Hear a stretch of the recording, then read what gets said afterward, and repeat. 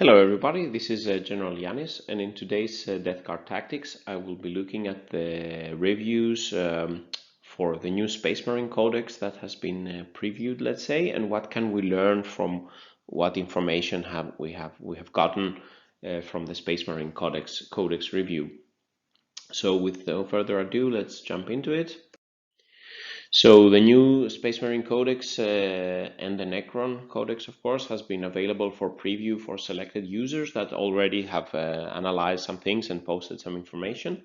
And what can we learn from what has been revealed so far and the Death Guard implications it will hold. So most importantly, I was really interested to see, for example, how many units were core units going forward. There seems to be a new way to organize the stratagems, new weapon rules, and some other things. So let's take a look. So starting with the core units for the Space Marine Army, these are the squads these are the units that have gotten the core keyword. So we can see that there is a big list of units that have gotten the core unit keyword. So it's not so, it's quite broadly used.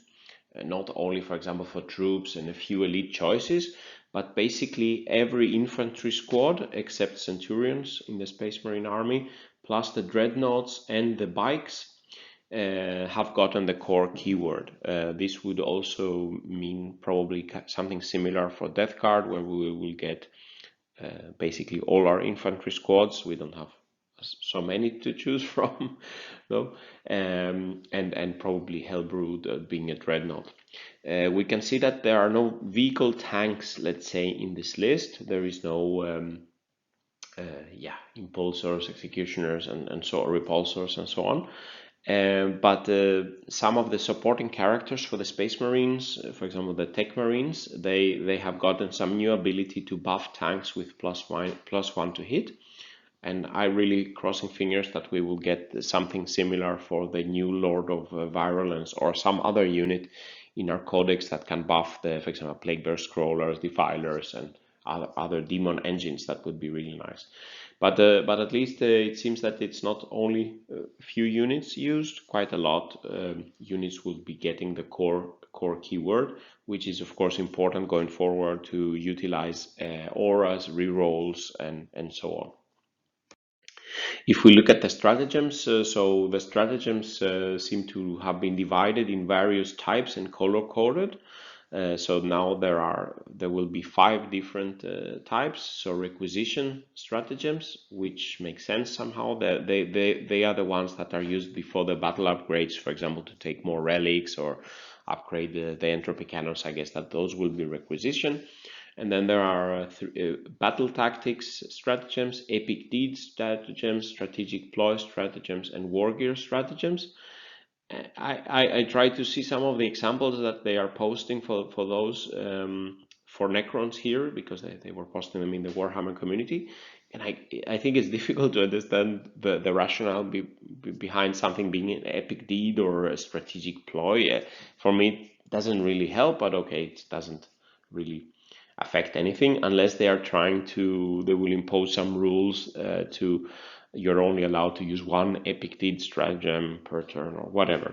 But for me, by trying to see some of these things, they are all things you can do in the battle, and you can make here you have more you affect the wound roll here you can use a special ability again as an epic deed. Here you have some self-destruction. Here you have some weapon doing extra damage, but it doesn't feel very intuitive, at least for me. Then the new weapon rules, as we were expected, have been discussed before, and now they already are affecting the Death Guard. So the FAQ for the Death Guard Codex has been updated in the Games Workshop homepage, including the new weapon rules for the weapons that are shared with the Space Marines. Plasma weapons, when they are supercharging now, will be slaying the model on an unmodified hit roll of 1. So it's no longer safe. For example, if we have the +1 to hit stratagem for Blightlord Terminators, before we couldn't. In the meantime, let's say that they couldn't get a hit roll of 1, but now they can get an unmodified hit roll of 1. And it's no longer more risky to shoot on targets that have -1 to hit, supercharging.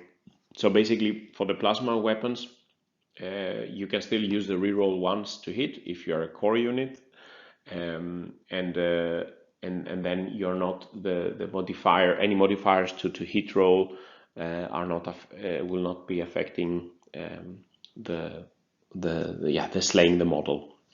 Melta weapons have gotten the half range damage updated to D6+2, and the multi-melta has gotten 2 shots. The flamer weapons have gotten 12 range instead of 8 range previously.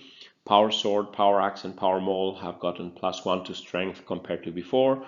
The chain sword has gotten more AP, and the heavy bolter is damage 2. And the Warhammer community page, they said that from Games Workshop, Death Guard players can look forward to some of their plague weapons being revamped accordingly in the upcoming codex.